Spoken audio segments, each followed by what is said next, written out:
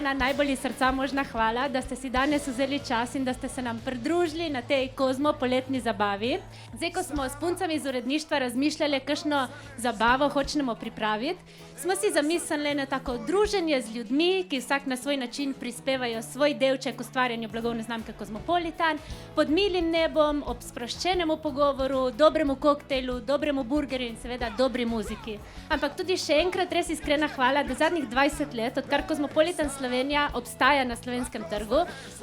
prispevate svoj delček, da je Kozmo danes to, kar je. Što bi slavili tvoju samoću i tugu i kada te boli,